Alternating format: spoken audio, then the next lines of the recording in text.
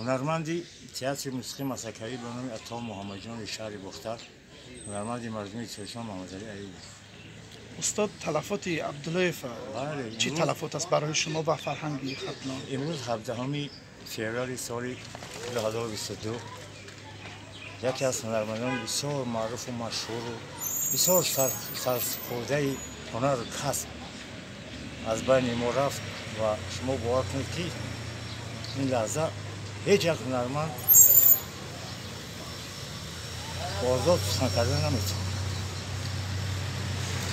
از خاطر که این شخصیت هم هنرمند بود هم انسانی بلند بود، انسانی بود که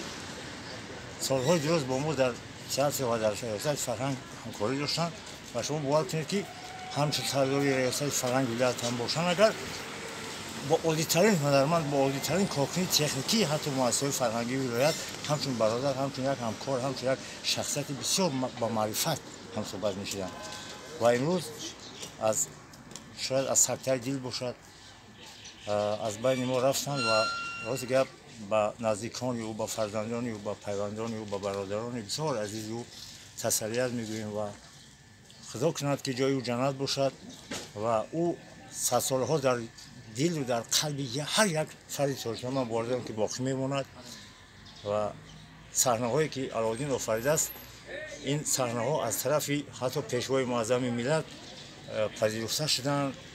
و حتی در نسبت او سخن‌هایی گفته شدند که او خود طاقه یک تئاتر است، یک هنرمندی است که یک تئاتر جوابگو از سوال جواب میگوید.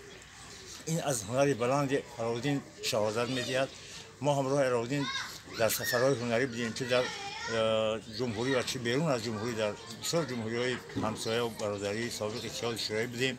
و بسیار همسفر خوب بودن، بسیار برادری عزیز بودن، بسیار گرامی قدر بودن و شما باور کنید که تمام دنیا علالدین حرکت امروز احترام میکرد و در کجایی که نمیرفتیم از مرغاب سر کرده تا اشت تا رشت تا تمام جاها علالدین یک